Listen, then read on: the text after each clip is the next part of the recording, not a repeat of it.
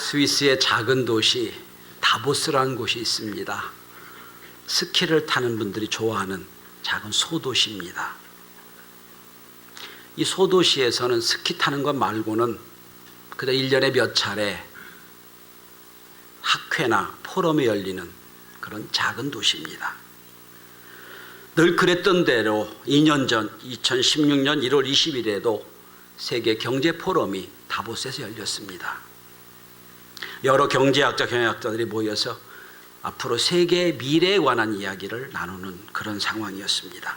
그런데 이 2016년 1월 28일 다보스 포럼에서 지금까지 본 적도 들은 적도 없는 새로운 경제 질서가 만들어지라고 하는 여러 예측이 나왔습니다.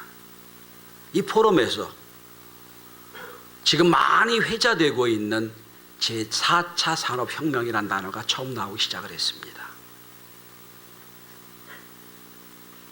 이 포럼의 결론은 이겁니다. 앞으로 이 변화가 얼만큼 변화될지, 어떻게 변화될지, 그 변화의 폭이 어떨지, 속도가 어떨지 아무도 예측을 모른다는 겁니다.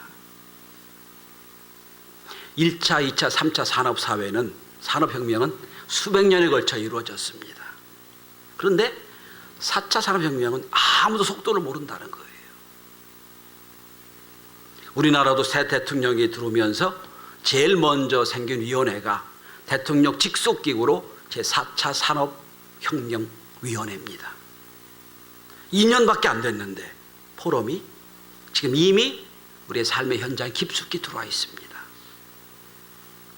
이번 주 중앙일보에서 나오는 경제잡지 이코노미스트에는 이런 특집이 나왔습니다. 무인시대. 모든 공장이나 심지어 편의점에도 사람이 필요 없을 것이다. 그리고 여러 이야기를 하는 중에 이미 지난달에 미국에선 아마존고라고 하는 편의점이 무인시대를 맞이했다라고 하는 것이 나오고요. 일본 세븐업이라고 하는 편의점이 이제 2년 뒤는 거기 캐셔가 하나도 없이 될 것이다 라는 예측이 나옵니다. 아마존고가 등장하며 미국이 한 90만 명 정도가 캐셔로 일하고 있는데 그들 일자리가 없어질 것이다 하는 전망이 나옵니다. 저는 최근에 미국을 덮쳐 엄청난 위력을 보여준 토네이도의 폭풍이나 인도네시아를 덮쳐서 7개의 마을을 완전히 공동묘지를 만든 지진의 거대한 위력보다 이미 우리 앞에 있는, 아니 우리가 지금 핵심 속에 있는 4차 산업혁명이 그 폭풍이 더 크다고 생각을 합니다. 우리 전혀 이해를 못하고 있어요. 거기다가 세계는 지금 자기 정체성을 잃어버릴 만큼 엄청난 변화가 몰려오고 있습니다. 특별히 성 정체성에 관한 듣도 보도 못한 여러 가지 일들이 많이 나오고 있어요. 거기다가 반기독교적인 정서가 얼마나 강합니까? 아마 토네이도와 지진과 해일이 함께 몰려오는 그런 격변의 현장에 우리가 살고 있지 않나 생각을 합니다. 저는 교회 창립주의를 맡는 오늘 우리 교회가 바로 이 시대에 우리 선배들이 한 번도 경험하지 못한 엄청난 변화의 시대에 어떻게 살아가야 될 것이냐, 우리 교회가 앞으로 어떻게 방향을 잡고 가야 될 것인가, 오늘 우리 예수 믿는다는 우리들이 이 엄청난 폭풍 속에 있는 우리들이 어떻게 살아야 될 것인가를 오늘 본문을 통하여 말씀을 함께 나누고자 합니다. 본문은 사도 바울을 태우고 로마로 가는 상업선, 무역선에서 있는 일입니다. 자, 이 무역선이 엄청난 많은 물건을, 상품을 이제 적재하고 로마로 갑니다. 로마로 가는데 유라굴로 광풍을 만났어요. 그래서 모든 상품을 다 바다에 내버려야 될 수밖에 없었고, 거기다가 심지어는 모든 기구도 다 내버리고 겨우 목숨만 구할 수밖에 없는 상황. 나중엔 그 배마저 깨져버립니다. 그리고 그 배 탄 276명이 겨우 살게 되는 상황을 보여주고 있습니다. 유라굴로 광풍이라고 하는 지중해 계절풍을 만나 배가 깨진 이야기예요. 전 이 이야기를 통하여 오늘 우리 시대가 유라굴로 광풍보다 더 큰 광풍 속에 한복판에 있는 우리의 모습이 아닌가 생각을 합니다. 여기서 어떻게 270명을 구원할 수 있었을까? 이 말씀을 함께 나누며 저와 여러분들이, 우리 교회가 이 시대에 해야 될 사명이 무엇인지를, 그리고 어떻게 해야 이 많은 영혼을 구원할 수 있는가를 말씀을 함께 나눠보고자 합니다. 누가 이 위기에서 4차 산업혁명뿐 아니라 무가치한 세상, 정체성을 잃어버린 사회에서 어떻게 영혼을 구원할 수 있을 것인가? 그 영혼 구원의 사람은 바울이라는 사람이 276명을 구원합니다. 그가 누구인가? 첫째로, 이 위기에서 누가 사람을 구원할 수 있는가? 하나님의 말씀을 듣는 사람이, 말씀이 있는 사람이 사람을 구원할 수 있습니다. 본문에 가보면 로마로 가는 이 상업선, 무역선에는 수많은 사람이 타고 있어요. 276명이라는 사람이 타고 있어요. 그건 다음 장에 나오는 이 명단이에요. 근데 이 배 상업선에는 수많은 사람이 타고 있는데 대표적인 인물들이 있어요. 백부장, 정치가를 상징합니다. 최종 결재권자예요. 선주가 있어요. 배 주인입니다. 자본가를 상징해요. 선장이 있습니다. 기술자를 상징합니다. 전문가지요. 그 다음에 나머지 사람들은 다 여행객들이. 상업선이니까 이제 무역하는, 돈 벌려고 하는 사람들이겠지요. 배가 떠나려 할 때 사도 바울이 얘기합니다. 여러분, 이제 세월을 보니까, 시간을 보니까 계절풍이 올 때가 됐는데 지금 떠나면 큰일 납니다. 떠나지 맙시다. 이성을 갖고 나름대로 합리적인 판단하는 사람 다 이런 얘기 할 거예요. 지금 떠나면 안 됩니다. 그런데 오늘 본문에 이렇게 말합니다. 백부장은 선주의 말을 바울의 말을 더 믿었더라고 말합니다. 백부장이 이렇게 얘기합니다. 의견을 모으겠지요. 그랬더니 선주가 얘기합니다. 아닙니다. 빨리 가야 됩니다. 그리고 사도 바울의 말을 무시해버리고 배를 떠나게 된 거예요. 그런데 이 백부장과 선주가 이 판단하게 된 근거가 두 가지입니다. 첫째는 돈이에요. 물질입니다. 빨리 가서 이 상품을 팔아야 돈이 될 거 아니에요. 빨리 가자는 거예요. 두 번째입니다. 왜 빨리 가야 되느냐?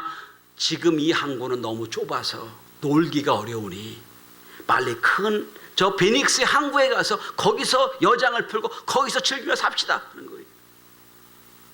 그러니까 사람들이 판단 기준 두 가지입니다. 첫째는 돈이요, 둘째는 쾌락입니다. 다 여기 머물러 있어요. 그러니까 백부장이 들어보니까 맞거든요. 그래서 사도 바울을 무시하고 항해를 하게 된 겁니다. 여러분, 오늘 우리의 판단 기준, 의사결정을 가만히 보세요. 무엇을 중심으로 의사결정하십니까? 다 돈이지요. 돈 더 번다, 돈 많이 번다, 돈 더 준다. 이게 우리 의사결정의 첫 번째 근거 아닌가요? 두 번째 뭐예요? 즐기자는 거예요. 재밌게 하자는 거예요. 이게 전부예요. 그러니까 지금 사도 바울을 태우고 간 이 배에 있는 선장이나 백부장과 똑같이 우리가 행동하고 있는 거예요. 그런데 그대로 가면 어떻게 됩니까? 파산하게 되는 거예요. 그런데 이 중에 다 돈입니다. 다 즐깁시다. 이 사조 속에서 유일하게 사도 바울만 아니라고 얘기합니다. 아, 지금 가면 안 됩니다. 왜 그렇죠? 사도 바울은 하나님의 말씀이 있었기 때문이에요. 오늘 여러분 본문을 한번 주목해 보십시다. 오늘 22절에 보면 이렇게 말씀하십니다. 나의 속한 바 나의 하나님의 사자가 어젯밤에 내 곁에서 말하되 바울아 두려워하지 말라. 내가 가이사 앞에 서야 되겠고 하나님 말씀하셨어요. 걱정하지 말아라. 다 죽을 것 같이 보이는데 넌 안 죽어. 걱정하지 마. 여러분, 오늘 우리 시대에 사람을 살리고 영혼을 살리는 사람이 있다면 딱 한 사람이에요. 폭풍 속에서도, 돈이 전부인 세상에서도 하나님 말씀을 들을 수 있는 사람. 교회는 사람들이 다 돈 하고 즐기자 하는 이 상황 속에서도 그게 아닙니다. 우리는 말씀 갖고 살아야 됩니다 라고 생각하는 사람 모이는 곳이 교회예요. 이게 여기 살 길이기 때문에 교회는 많은 걸 할 수 있습니다. 교육도 하고 또 봉사도 하고 선교도 할 수 있어요. 그러나 다 버리고 다 포기해도 포기할 수 없는 단 한 가지, 그건 하나님의 교회에는 말씀이 있는 곳이어야 돼요. 왜? 하나님 말씀 우리를 지으셨기 때문이에요. 인생 사용 설명서가 성경이에요. 이 말씀이 없이는 우리 인생이 오늘 바울이 탔던 배처럼 파산할 수밖에 없어요. 전 그래서 창립부터 지금까지 말씀 중심으로 목회해 왔습니다. 앞으로도 말씀 중심으로 할 겁니다.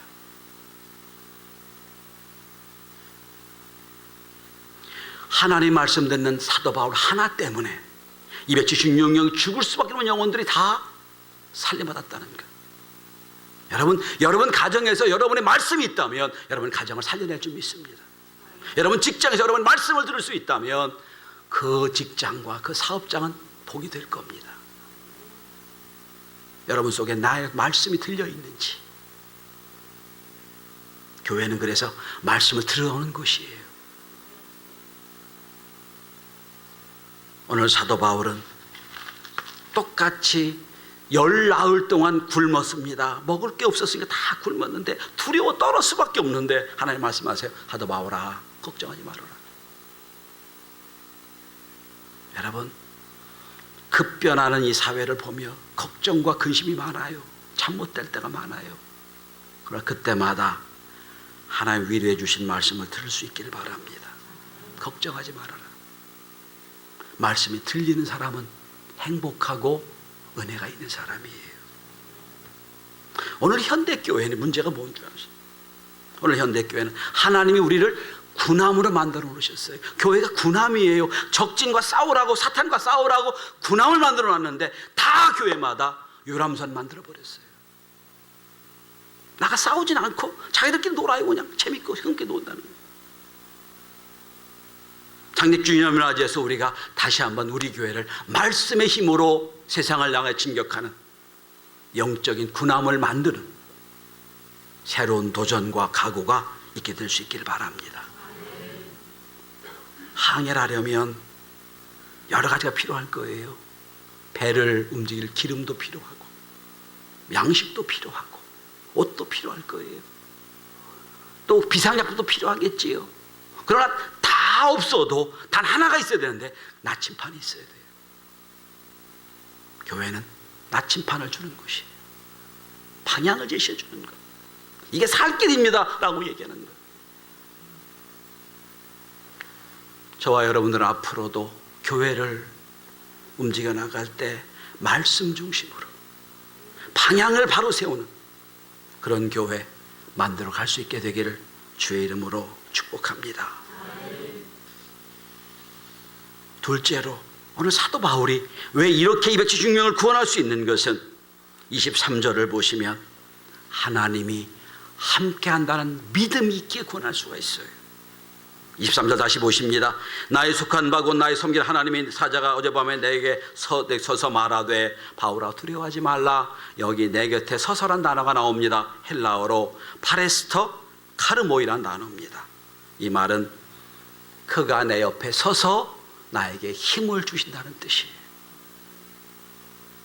나에게 힘을 주신 하나님, 내 인생 옆에 서서 날마다 나에게 힘을 주시고 은혜 주신 하나님, 이런 뜻이에요.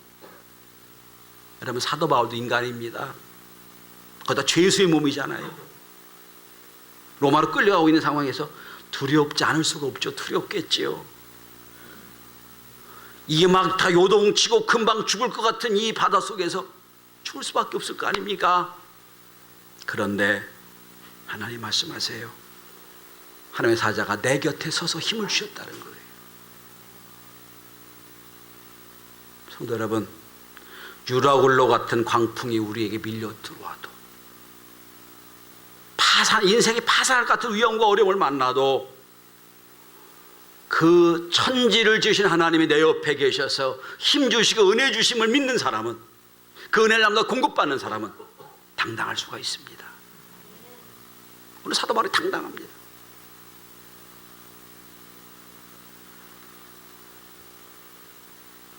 중국 내지 선교, 내륙 선교를 담당한 허드슨 테일러 선교사가, 그는 하나님 이렇게 믿었다고 해요. 나에게 하나님은 나보다 먼저 가신 하나님, 나를 인도하신 하나님, 또 하나님은 내 옆에 계신 하나님, 임마누엘 하나님이에요. 근데 그런 고백을 합니다. 나는 내 앞서 인도하신 하나님보다 내 옆에서 나에게 힘주신 하나님이 더 좋았다. 여러분, 교회는 힘들게 어렵게 세상 한 주간 살다가 교회 나와서 하나님이 내 옆에 계시구나, 그 하나님이 나에게 힘을 공급해 주시는 걸, 그 공급을 또 받고 세상을 내가 가는, 이것이 교회가 되어야 돼요. 임마누엘 하나님, 전 우리 교회가 예배 드릴 때마다 하나님 내 옆에 계시구나, 나에게 날마다 힘을 주시는 분이구나, 이런 체험과 은혜가 있는 교회가 될 수 있기를 바랍니다. 이 약속, 임마누엘 하나님의 약속은 예수님이 승천하시면서도 약속하셨어요. 제자들에게 말씀하십니다. 주님이 이제 하늘로 떠나가시니까 얼마나 외롭고 힘들겠어요. 제자들에게 말씀하십니다. 내가 세상 끝날까지 너희와 항상 함께 있으리라. 마지막 주님의 약속이에요. 성도 여러분, 힘들고 어려운 세상을 삽니다. 그때마다 이미 내 손을 잡고 나에게 힘 주시고 은혜 주신 그 손을 다시 한번 확인할 수 있길 바랍니다. 나와 함께 하신 하나님. 목회하다 보면 저도 잠 못 이룰 때가 많아요. 곤고할 때가 참 많습니다. 어떡하지 고민할 때, 근데 깨달음이 있어요. 하나님이 나를 찾고 계시는데, 하나님, 이 목회 내 거 아니고 하나님 겁니다. 망해도 하나님이 망하고 흥해도 하나님 망합니다. 그러면 잠이 깊게 들어와요. 여러분, 힘들고 어려울 때마다 내 손을 잡으신 하나님, 그 손을 다시 한번 확인하는, 임마누의 은혜를 체험하는 저와 여러분이 될 수 있길 바랍니다. 오늘 사도 바울이 힘들고 어려울 때 다시 한번 주님 약속하십니다. 내 곁에 서서 말씀하신 네가 가라사대. 오늘도 어렵게 나오셨습니까? 주님께 여러분 손을 내미세요. 내 손을 잡으시고 힘 주시고 이렇게 말씀하실 겁니다. 걱정하지 마라, 내가 너와 함께 가마.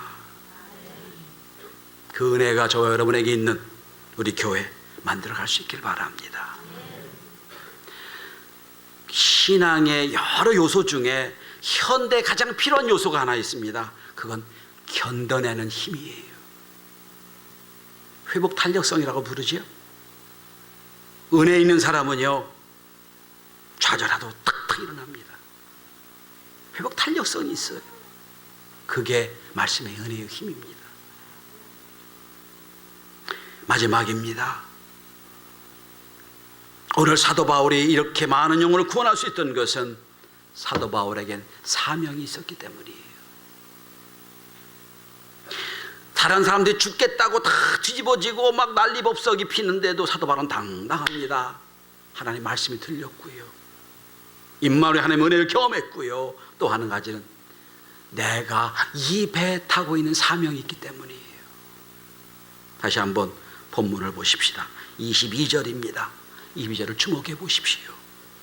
바울아, 두려워하지 말라. 네가 가이사 앞에 서야 하겠고 하나님께서 너와 함께 행선하는 자를 다 내게 주셨다.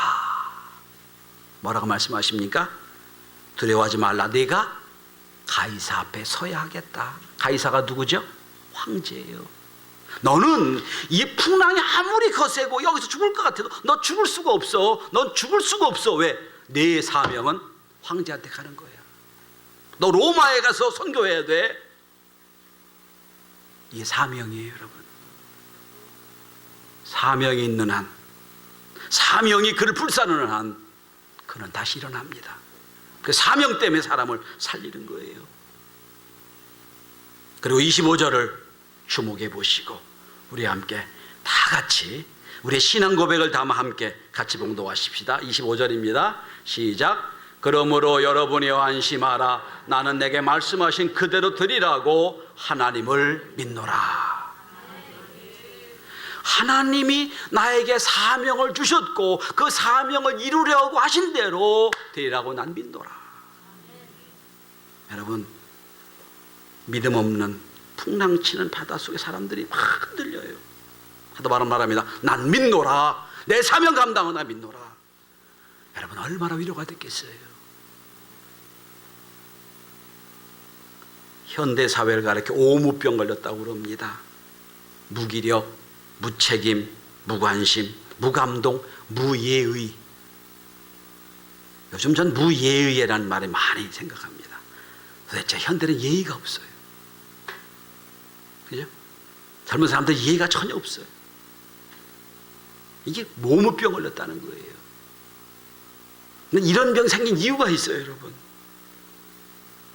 사명이 없기 때문이에요. 사명이 없기 때문에. 직장에서도 사명이 없으니까 무가치를 느껴요. 내가 이 직업을 통해서 사명이 없으니까 돈 벌고 끝나요.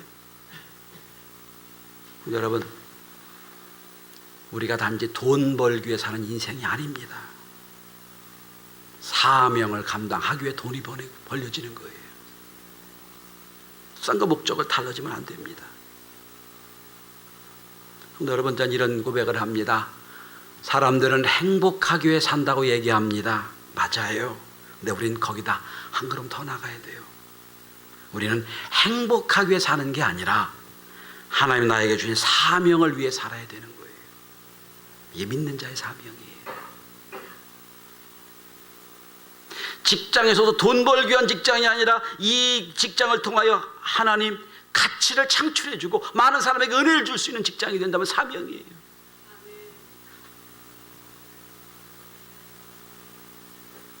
중국 선교사, 아프리카 선교사로 일생을 살고 위대한 삶을 살았던 리빙스턴은 말합니다. 수많은 죽을 권리를 넘기면서도 그런 멋진 고백을 합니다. 사람은 자기 사명을 끝나기 전까지는 결코 죽지 않는다. 사명을 가진 사람은 죽을 것 같은 상황에서도 일어납니다. 왜? 그 사명의 능력으로 힘으로 살아가는 거예요. 여러분, 26년 전 교회를 개척하며 많은 갈대가 있었어요. 아버지가 목사고 형이 목사니까 편하게 할 수 있는 상황인데 한번 인생 사는 것 참 멋있는 교회를 한번 해보자 시작하는 거 26년이 벌써 됐습니다. 전 여러분에게 우리 교회가 편안한 교회라고 말씀드리고 싶진 않습니다. 편안한 교회 아닙니다. 그런데 하나 분명한 건 목적이 분명한 교회입니다. 선교와 교육에 목적하는 교회. 오늘 처음 오신 성도 여러분 주의 이름으로 환영하는데 이 사명과 이 비전에 함께하는, 그래서 우리 일생을 통하여 주에 맡겨진 사명을 잘 감당하는 저와 여러분이 될 수 있기를 바랍니다. 폭풍 요동치는 도대체 그 방향과 속도와 폭을 어떨지 모르는 사회에 살며 다시 한번 하나님께 방향을 맞추고 사명을 감당하며 믿음으로 걷는 저와 여러분이 되시기를 주의 이름으로 축원합니다. 기도합니다.